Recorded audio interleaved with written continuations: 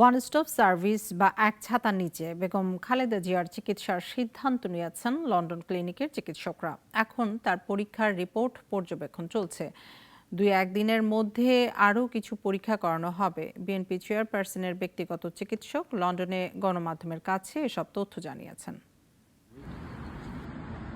The London ক্লিনিকে চিকিৎসারত BNP chairperson ও সাবেক প্রধানমন্ত্রী খালেদা জিয়ার সবশেষ পরীক্ষার রিপোর্টগুলো পর্যালোচনা চলছে অধ্যাপক জন প্যাট্রিক কেনেডির নেতৃত্বাধীন মেডিকেল টিমের তত্ত্বাবধানে।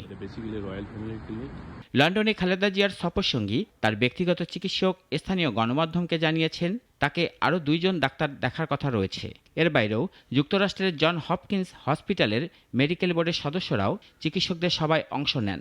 উনি তো এখন ঔষধ দিয়ে চিকিৎসা চলছে, লিভারের জন্য, কিডনির জন্য, হার্টের জন্য, ডায়াবেটিস, প্রেশার, রিউমাটয়েড আর্থ্রাইটিস প্রত্যেকটির জন্য।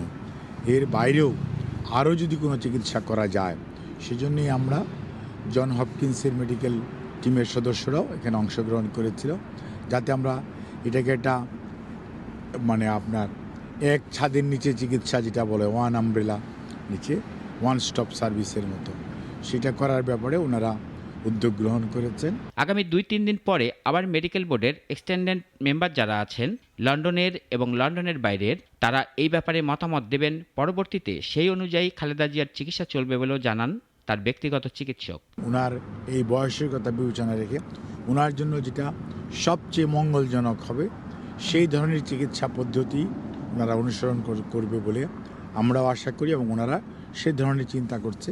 মেডিকেল বোর্ডের আরও কিছু এক্সটেন্ডেড মেম্বার আছেন, ওনারাও এই দেশের এবং দেশের বাইরের, ওনারাও আবার সেটার মধ্যে ওনাদের মতামত দিবেন।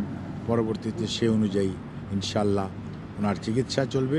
৭৯ বছর বয়সী বিএনপি প্রধান খালেদা জিয়া দীর্ঘদিন থেকে liver cirrhosis, kidney, heart, diabetes, arthritis সহ নানা শারীরিক অসুস্থতায় ভুগছেন।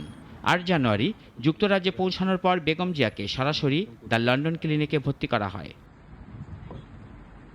রাশেদুল কাদির, নাগরিক।